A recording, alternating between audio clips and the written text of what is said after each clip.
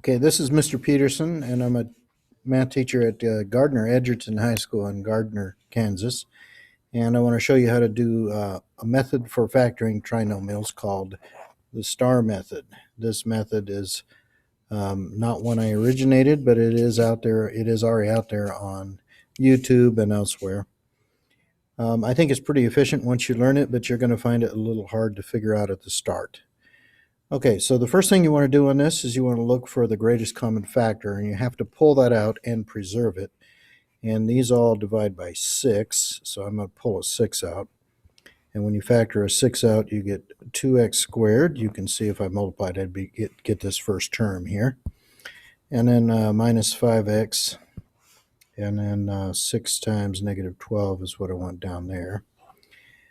You want to preserve that greatest common factor, since that will be part of your answer, a necessary part, and you go ahead and set up the two factors. If you haven't had any experience with factoring, you need to know that we're trying to create a multiplication in the middle of this problem. Okay, then you draw a star here, and that star might look more like a snowflake or an asterisk to you, but you are going to start out with the leading term on these two wings over here. So I'm going to put a 2x squared on both of those. Now, I'll probably make another video explaining why this works. It's a little bit contrived, but it's a very efficient way to get this done. Now, once you've done that, you're going to multiply the beginning term, the leading term, and the end term. So when I multiply those, the 2x squared times the negative 12, I get negative 24x squared. And that expression and the one underneath it fill in this middle part here. Okay, now the remaining two slots here, those little slices on the bottom that are still blank down there, I'm referring to this one here and this one here. You have to fill those in with numbers that multiply to give the top value. So we're trying to get values that multiply to give negative 24x squared. And they have to add, the same two have to add up to the one down below. So you have to come up with two numbers that multiply to give negative 24x squared, and they have to add up to, they have to sum to negative 5x. And you can see those right in the middle of the problem there. Okay, so I'm going to write the possibilities for the top part there, multiplying to get 24.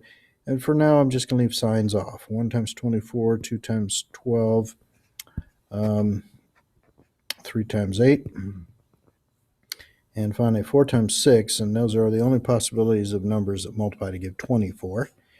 Now, because I'm dealing with a negative number up there, I know I have to have one of these be a positive and one of them a negative. And I think we can get a negative 5 if we use those numbers. So let me see. I'm going to put a 3x and an 8x. And what I'm going to do is play with the signs so that all of this works out. To add up to negative 5x, I have to put a negative sign on that back half. Now we're going to just make sure everything works here. These two here multiply to give that. And the same two add to give that. So we're set up here. Okay, the next step involves interpreting this as a fraction and this as a fraction. And you can sort of see there's a bar between them, so that helps. And you have to simplify those fractions. So these are both divisible by x, and if I divide the top by x and the bottom by x, I end up with this. And that's the same, we used to call this reducing the fraction. It's actually simplifying. At any rate, you get 2x and 3 on the bottom, and then you come over to your answer here and just fill in a sideways version of that. You look at this next one here, those are both divisible by 2x. So if I divide the top by 2x, I just get 1x left, and the bottom by 2x, I get negative 4. And if you interpret that sideways, it goes x minus 4 here, and we have our answer. So now I'm going to see if this works. This times this is 2x squared. 2x squared times 6 gives the necessary 12x squared. The outside pair is negative 8x. The inside pair is 3x. When you put that together, you get negative 5x times the GCF of 6 out there gives the negative 30 that we expected. And finally, the last times the last here is negative 12. And when you multiply that by 6 on the outside, you get this negative 72. So we have the correct answer. Okay, so I'm going to streamline all of the stuff over there in that star by leaving all of the variables, the x's, out of the problem and redoing this problem from start to finish. You'll see it's a little more efficient when I do that. Okay, so we're going to simplify, or we're going to factor out the 6 that's in all of these.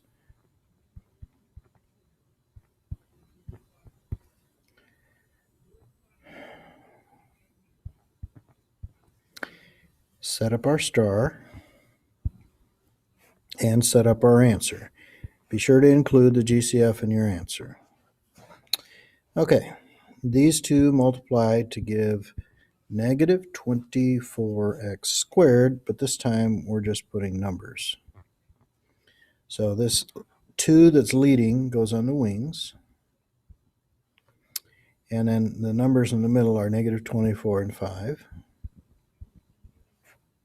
Excuse me, negative 24 and negative 5. And we want two numbers that multiply to give negative 24 and add to give 5. Well, we've already discussed this, so I'm just going to put down 3 and 8. And let's see, we need to make one of them negative to make this all work. I'm going to double check this before I go on because this is the most important part here. 3 times negative 8 does give negative 24. And when you add that 3 and the negative 8, you do get the negative 5. All right, so we have these two fractions here. 2/3, I'm going to reinterpret that over here as 2x plus 3. And the 2 over negative 8 becomes 1 over negative 4. You'll always want your negatives on the bottom of those fractions, and that's 1x minus 4. So you'll notice that I put the x's back into the problem at the very end. And that streamlines it quite a bit. Okay, so we're going to move on to example B here, and I'll do this fairly quickly. If you have a negative number in front, you want the opposite version, the negative version of the GCF. These all divide by 4. So I'm going to take a negative 4 out. When you divide this all by negative 4, you get to 3x squared minus 8x plus 4. All right, I'll do a little star over on the side here and set up my answer ahead of time. The leading coefficient goes on the wings, and I multiply that by the constant at the back, so it gives 12. 12 there, and I get a negative 8 here. And I'm looking for two numbers that multiply to give 12 and add to give negative 8. Well, let me list the factors of 12. That'll help me. And it looks like we got potential here if I make them both negative. Let's see if that works. Yeah, those numbers multiply to give 12 and add to give negative 8. I'll simplify this before I move on. And I have my first answer, judging from here, of 3x minus 2. And over here, 1x minus 2. So I'm going to simply check this by multiplying it all out. First times first would give 3x squared, times this would give my negative 12x squared.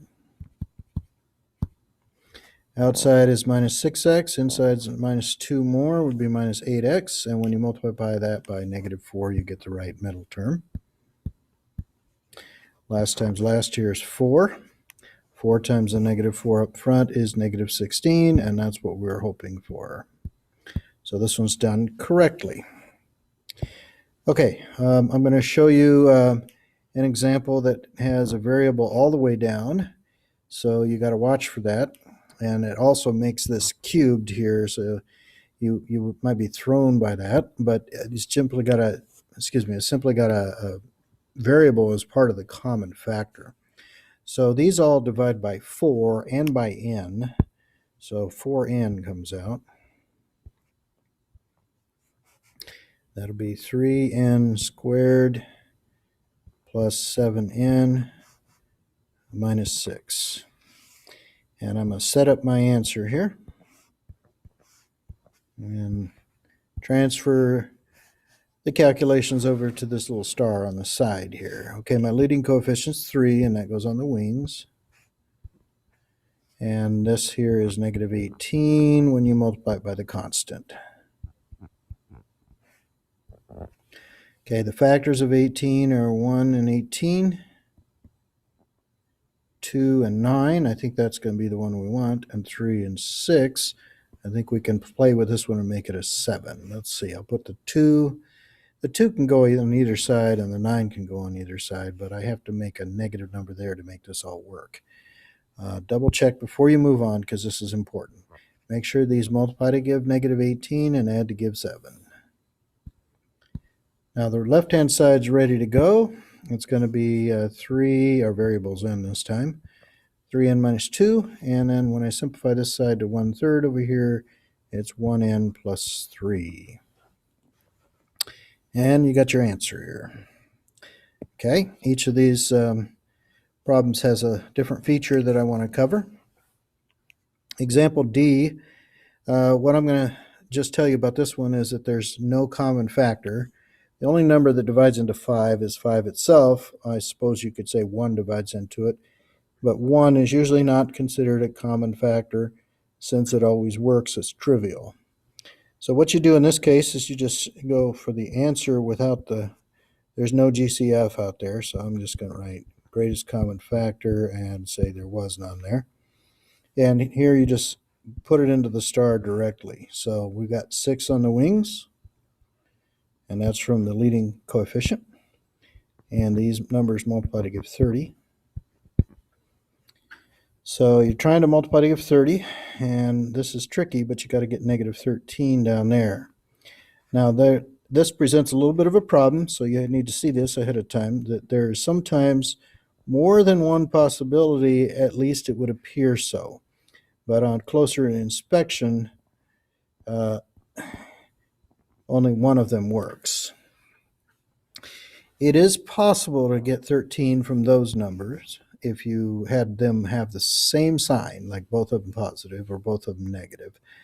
And we'd want both of them to be negative. So I'm going to temporarily put those numbers in with negatives. But what you see here is that this doesn't work because these do not. Oh, actually, that is the answer. I apologize. Okay, it's this one here that doesn't work. In order for that to add up to negative 13, you'd have to say 2 and negative 15, in which case they wouldn't multiply to give positive 30. So anyway, I have the right numbers in there. I accidentally put in the right numbers first, but here we go. 2 and negative 1, when you simplify that, and this 6/10 would be 3/5. So here with the negative sign, you get 3 over negative 5, and we get 2x minus 1, and on the other side, we're going to interpret that as 3x minus 5. Okay, I'm going to take you through the whole process of checking it. This is 6x squared. We get minus 10x there and minus 3x there, so that works out, negative 13 in the middle, and those multiply to give 5. Okay, example E is a problem here where we're going to run into an issue later on, but it does have a GCF, so let's pull it out. 2, 1x squared plus 4x minus 15. If you distributed, you'd be back up to the top.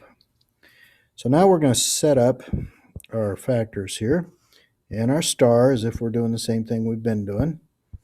Let me do a little bit nicer looking star. And this one has a 1 on top, so I'm going to put 1 on these two wings. These two numbers multiply to give negative 15. And so we want numbers that multiply to give that and add to give 4. But here's where we run into a buzzsaw problem. Okay, so 15 is either 1 times 15 or 3 times 5. And that's it. There's no way to play with the signs of that pair to make it equal to add up to 4. And we can't do those can't equal to 4. So I'm just going to give you examples of what you could get out of this. If both of those numbers were positive, it would add up to 8. If they were both negative, it would add up to negative 8. If you had one positive and one negative, depending on which one, you'd either get 2 or negative 2, but this 4 is out of reach. Unfortunately, the same thing is true with the other pair of numbers. So what this means is the back half of this cannot be factored further, and we would say prime except that we already factored it. This is already factored, and so what we have here is a case where the greatest common factor is the only type of factoring that's available, and our answer would actually be factored. To prove it or to illustrate it, I would just put a multiplication there to show that we have created a multiplication that wasn't there before. Okay, so I got one more example here, and this one has no GCF. The only factor that goes into 2 is 2, and that doesn't go into 5. You could make similar argument with a 5. The only thing that divides into 5 besides the 1 that is trivial is 5, and 5 doesn't divide into the other numbers. There's also not a variable all the way down. So for instance, you don't see an x on the end there. So there's no GCF. So we immediately try to set up this and go to the star. And I think we're going to run into the same problem last time, except now we don't even have a GCF. So let's put the 6 on the wings, and these multiply to give negative 12. Negative 12 and 5 here. And let me list the factors of 12.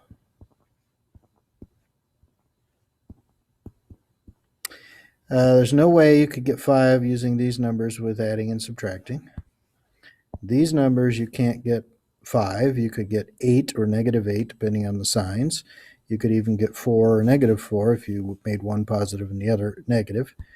And this doesn't work either. So when you can't find these numbers here, then you can't factor the trinomial.